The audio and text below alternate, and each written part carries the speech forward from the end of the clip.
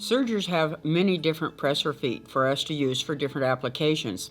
On this machine, we have several feet that we can actually consider being just the basic foot. I want to talk about them a little bit before we begin.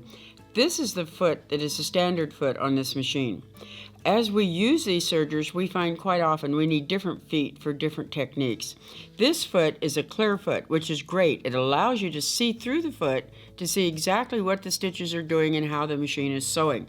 I like the clear feet and use them a lot.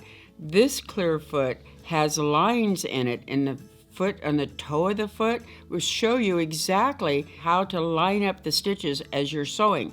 This one is also a clear foot, but it doesn't have the lines in it. I actually prefer this one. The newest foot is called the open toe foot.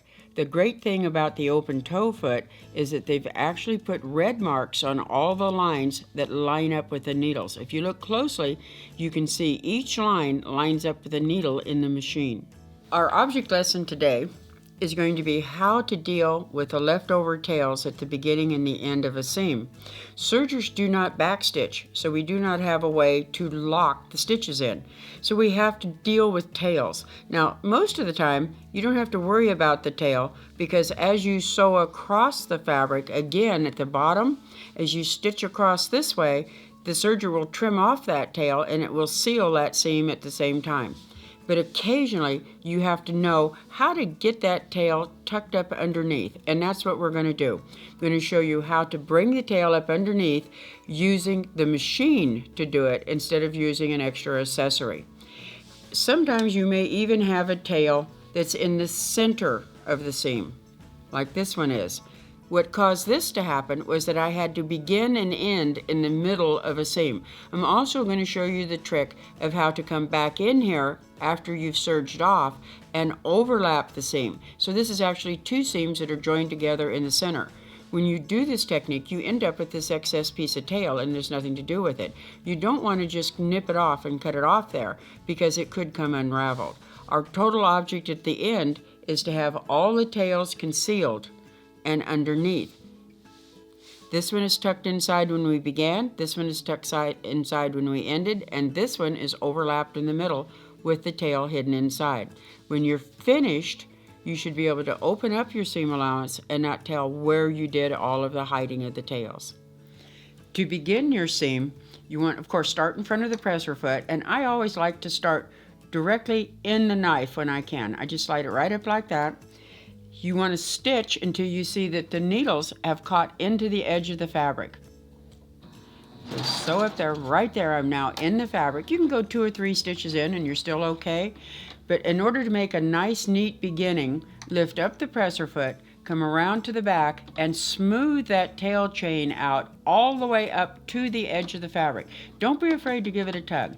Give it a little tug like that, smooth it all out, and I like to put my needles down into the fabric, then bring the thread completely around under the presser foot and around the needles. If you look in there, you can see that the thread tail is right there.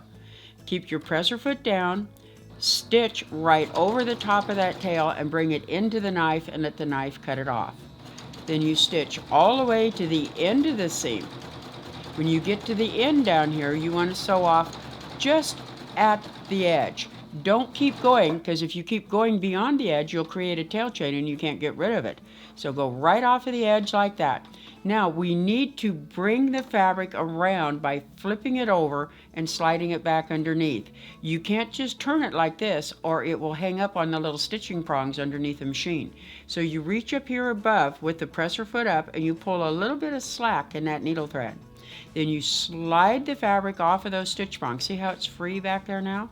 Then flip it over, completely over, and put it right back up underneath the needles.